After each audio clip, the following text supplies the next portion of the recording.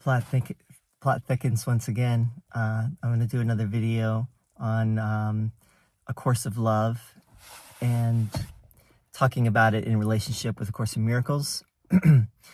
For this video, I asked ChatGPT some questions, and I think, the response I think is valuable.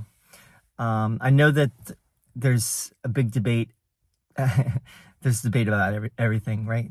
About AI and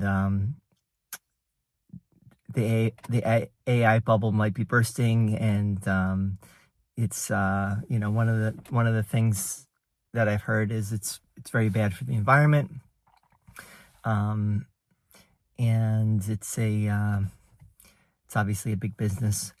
I think as long as it's here, I'm going to use it because it seems to be a valuable tool. So that's my take on it. But anyway,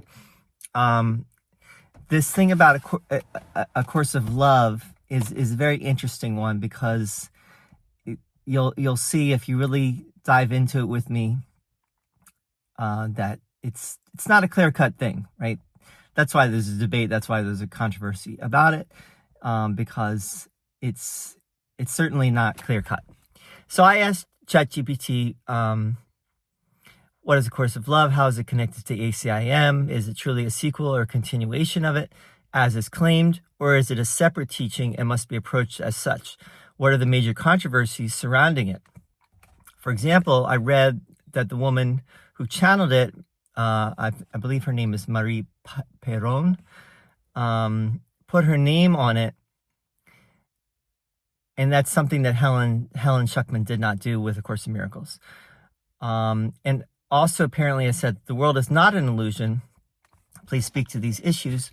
And so ChatGPT said, A Course of Love is a modern spiritual text received from 1998 to 2001. So over the course of a few years, Mari Perron, that she was the one that channeled it, that presents itself as a continuation of A Course in Miracles, but its relationship to ACIM is debated, sometimes passionately, both by students and by scholars of channeled works. Below is a clear, balanced overview addressing its origin, its relationship to ACIM, whether it can legitimately be called a sequel, and the main controversies surrounding it. Now, let me just read you, before we start, what AI's ultimate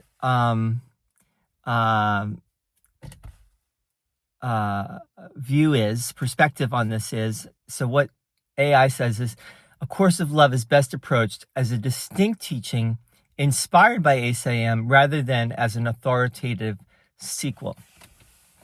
So AI says this is not a continuation. This is not a sequel. It was inspired by ACIM, but it's definitely not valid in the sense that the foundation for A Course in Miracles does not view it as a sequel, does not give it its blessing, so to speak. But let's read a little bit more. Major controversies. No, let's see. What is A Course of Love? A Course of Love is a 3-volume work. The course, the treatises, the dialogues. Mari Perron reports that she heard a voice identifying itself as Jesus, much as Helen Schucman did. She says she was told she was the, quote, first receiver of A Course of Love, unquote. Like ACIM, ACOL uses a discursive, poetic, channeled voice, Christian metaphors reinterpreted metaphysically, an emphasis on unity, inner listening, and direct experience of Christ consciousness. ACOL's central aim is the movement from learning to being. It claims that learning is no longer necessary after the course, and that the emphasis now is on joining, unity, and wholeheartedness. ACOL explicitly claims to be a continuation. It presents itself as coming from the same voice, so the same voice as Helen received the course from. It references ACIM as an earlier stage in a multi-stage curriculum. It asserts that ACIM was largely a corrective to egoic thought, whereas ACOL focuses on relationship and unity rather than quote unquote undoing. But from an objective scholarly perspective, there is no evidence that ACIM scribes, early publishers, or authorized stewards recognized ACOL as an official sequel. Neither the Foundation for Inner Peace nor the Foundation for A Course in Miracles endorses it. Because ACIM itself claims to be a complete course, many longtime course teachers reject the notion of an add-on or continuation. So basically, AI says it's a separate teaching, right? And I asked quite a few questions. Now let's just talk about major controversies surrounding Course of Love, and I brought up one of the main ones is that Mari Perron put her name on it, right? Which, when you understand that Helen decided not to put her name on ACIM, it kind of seems as if Mari Perron was seeking some kind of egoic, she had some kind of egoic, let's say, need, or there was ego behind it, let's say. ACIM was published anonymously at first because Helen Schucman wanted the work to stand on its own and did not want personal attribution. Mari Perron's decision to use her name raised questions for some ACIM students. Does putting her name forward imply ego involvement? Does it undermine the similarity to the ACIM transmission? Does it suggest the voice is different?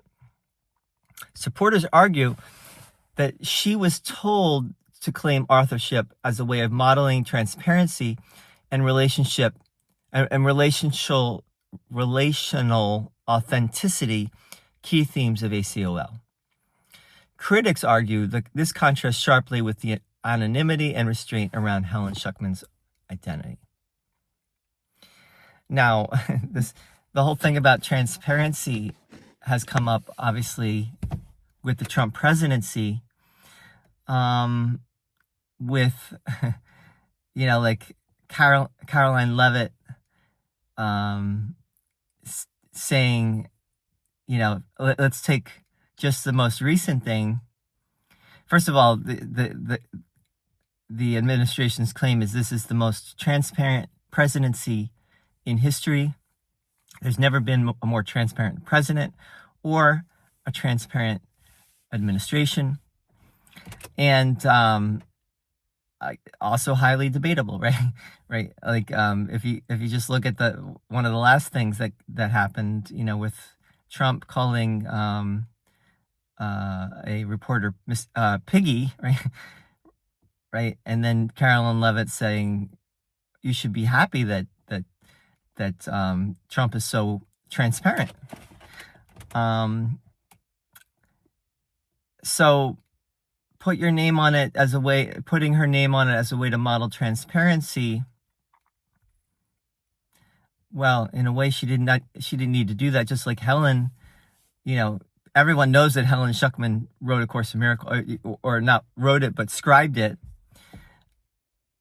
She didn't need to put her name on it, right? And the same thing with Mari Perron. If she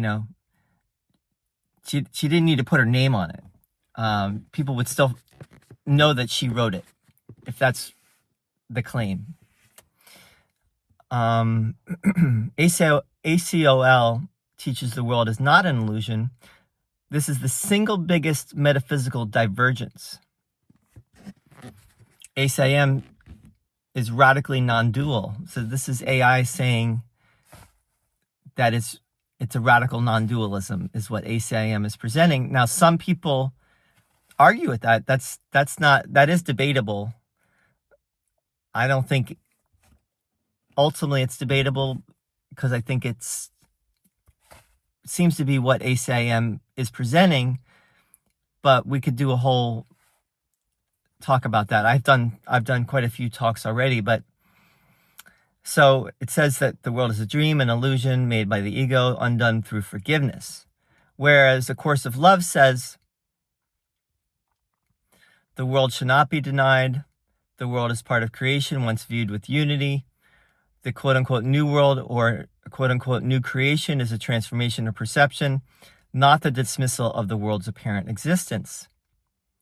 This leads to two positions. Supporters say A Course of Love presents the next step in recognition. Once the illusion is seen through, the world is reclaimed as the site of unity and expression. Now, I see a lot of value in that idea, actually. So, that's why I think that this is not a clear-cut thing, right? I wouldn't dismiss A Course of Love out of hand, especially myself, because I have not actually engaged with A Course of Love. And these kinds of things, you really have to get into it yourself. And also, I want to just say, bottom line here is, if you feel guided to use A Course of Love, and it helps you, there's no argument with that, right? You cannot argue with that.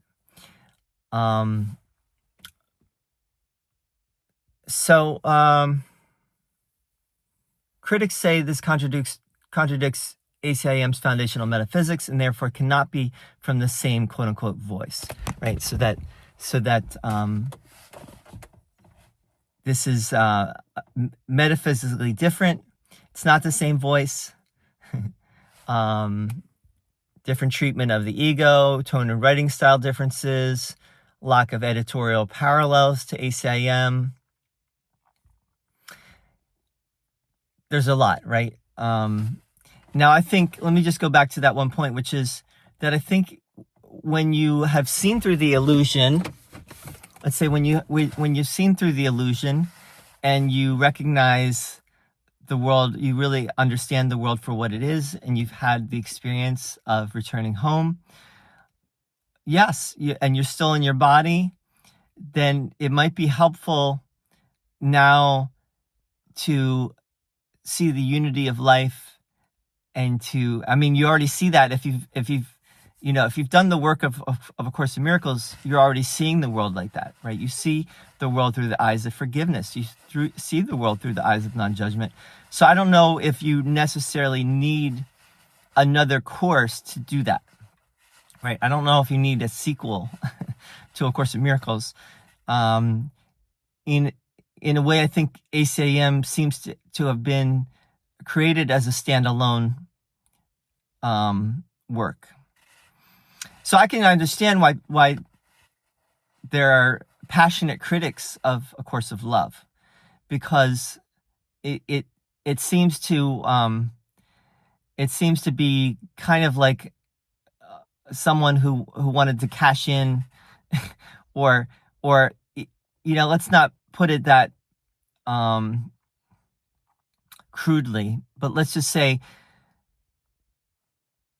she was inspired by A Course in Miracles, and she wanted to create something, a value in the ACIM tradition, and that's nice. I don't have a problem with that. I think the problem is with people thinking that it's really a continuation or a sequel, and it's really Jesus, the same Jesus that came through Helen, the same voice. Let's not say Jesus, but let's say the same voice that came through Helen.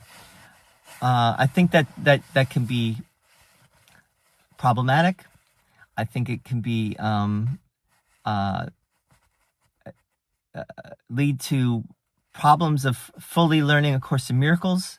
If you try both and they're saying different things, divergent things, then you might not really fully get A Course in Miracles, right? You're gonna start seeing A Course in Miracles maybe through the eyes of A Course of Love, and that's the danger of studying A Course in Miracles along with other paths, I would say, as well, because A Course in Miracles is its own thing. It's unique, and you really have to approach it on its own terms, and you cannot really mix it with other things so easily, even if it looks on the surface as if it is compatible with other teachings, or it's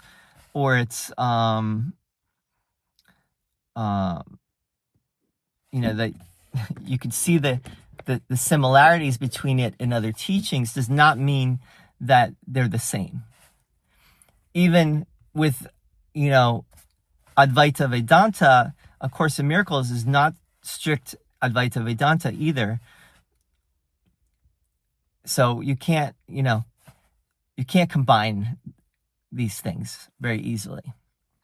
So AI's neutral summary, A Course of Love, claims to be a continuation of ACIM, resonates with ACIM thematically but not metaphysically, differs in tone, claims ontology and emphasis,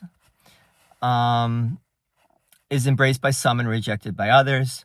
The controversies arise mainly from author attribution, Perron versus Schucman, the metaphysics of the world and ego, claims of quote-unquote sequel status, differences in voice, discipline, and tone. From a scholarly, comparative, and phenomenological standpoint, the most accurate view is ACOL is best approached as a distinct teaching inspired by ACIM rather than as an authoritative sequel. Then it gives a detailed comparative chart, which you can also find on the ACIM.org website. You can find that comparative chart as well. They do a comparison. I'm not going to read through this, but let's read through the summary of differences that AI gives. Where ACIM is metaphysically rigorous and uncompromising, ACOL is relational, poetic, and experiential. Where ACIM says the world is unreal, ACIM says the world is unreal, ACOL says the world can be redeemed. Where ACIM aims to undo the ego, ACOL aims to move beyond it through unity of heart and mind. Where ACIM is structured and disciplined, ACOL is fluid and invitational. Where ACIM emphasizes mind training, ACOL says the time of learning is over. Where ACIM emphasizes pure non-dualism, ACOL moves forward toward embodied divine humanity. All right, there's quite a bit here.